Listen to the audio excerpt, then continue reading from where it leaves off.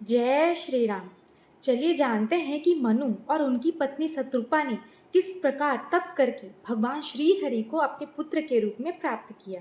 मनु और उनकी पत्नी शत्रुपा, जिससे मनुष्यों की यह उत्पत्ति हुई है, समय बीतता गया और दोनों को बुढ़ापा आ गया। मनु को मन में बहुत दुख हुआ कि यह जन्म तो यूं ही चला गया बिना हरि की भक्ति के।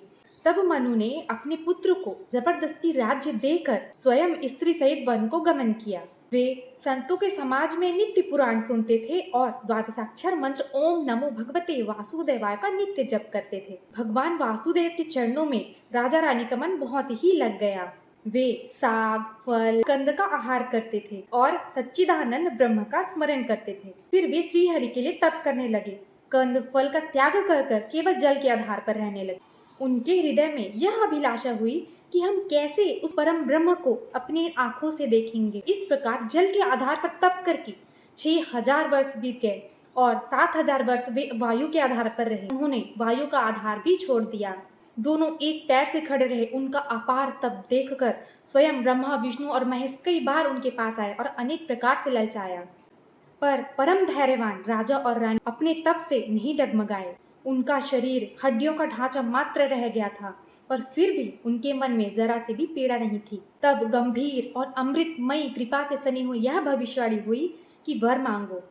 मुर्दे को भी जिंदा कर देने वाली सुंदर वाणी कानों के छेदों से होकर जब हृदय में आई, तब राजा रानी के शरीर ऐसे हष्ट पुष्ट हो मानो अभी घर से आए हैं। तब मनु ने कहा, हे अनाथों का कल्याण करने वाले, अगर आपका हम पर स्नेह है तो प्रसन्न होकर हमें यह वर दीजिए कि आपका जो स्वरूप शिव जी के मन में बसता है और जिसके लिए मुनि लोग यत्न करते हैं, आपके उसी रूप को हम अपने नेत्र से देख सके। प्रेम रस से भरे हुए वचन सुनकर भगवान कृपा निधान प्रकट हो गए। उनका मुख शरद पूर्णिमा की चंद्रमा के समान था। हंसी चंद्रमा की किरणों को नीचा दिखाने वाली थी। नेत्रों की छवि कमल के समान बड़ी ही सुंदर थी। टेढ़ी भौहें कामदेव के धनुष की शोभा को हरने वाली थी। ललाट पर प्रकाशमय तिलक था।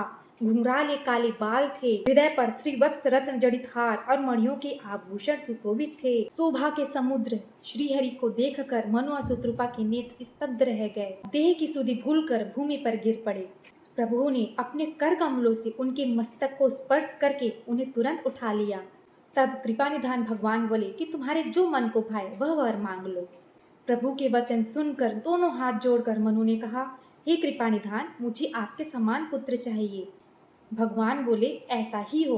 हे राजन, मैं अपने समान कहाँ ढूंढूं, इसलिए मैं ही आकर तुम्हारा पुत्र होऊंगा। शत्रुपा जी को हाथ जोड़े देखकर प्रभु ने कहा, तुम्हारी जो इच्छा हो वह वर मांग लो। शत्रुपा ने कहा, हे नाथ, जो राजा ने वर मांगा है वह मुझे बहुत ही प्रिय लगा।